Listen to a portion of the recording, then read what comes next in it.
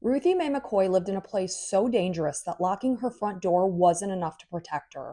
On Wednesday, April 22nd, 1987, she frantically dialed 911 and tried to explain to the dispatcher that someone was trying to come through her bathroom. Since 1983, Ruthie had been living in the Grace Abbott Homes, which was part of the Chicago's Housing Authority.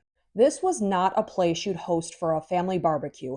It was a place you'd be foolish not to look over your shoulder. It was riddled with violence, drug use, and gang activity. She lived in a unit on the 11th floor. At 52 years old, she'd been struggling with her mental health for the past several decades, but she was working towards getting better. She was on medication, visiting a community center, and working towards getting her GED with the goal of getting out of the place she called home. Not only had Ruthie dialed 911 that night, but a neighbor also called and indicated they'd heard gunshots coming from her unit. Police were delayed in arriving since the call had been mislabeled as a disturbance with a neighbor, and when they did finally get there, no one answered the door. They weighed out their options but ultimately decided to leave without entering Ruthie's unit. It wasn't until 2 days later on Friday when they finally entered her place. When they did finally get in on Friday afternoon, they found Ruthie lying on her side in her bedroom in a pool of blood. She had died from 4 gunshot wounds. Residents indicated that this had been a problem over the past year and a half. People had been coming through the medicine cabinets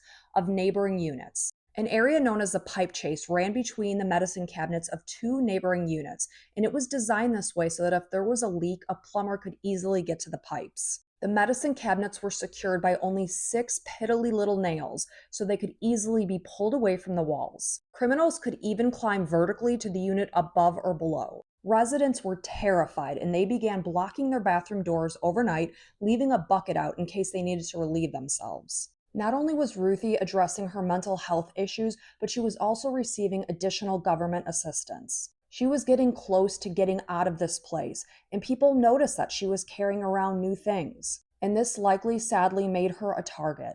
2 men ended up being arrested in relation to Ruthie's murder, but because the area was teeming with criminals who were using these passageways between the medicine cabinet, it was impossible to prove beyond a reasonable doubt that they were responsible, so sadly, they were acquitted and no one was held responsible for Ruthie's death. An employee at Ruthie's program was chilled by the last words she uttered on the day she was murdered. She said, "I need help getting an apartment somewhere else. I gotta get out of there." By 2001, the Grace Abbott homes were condemned and fully torn down by 2007.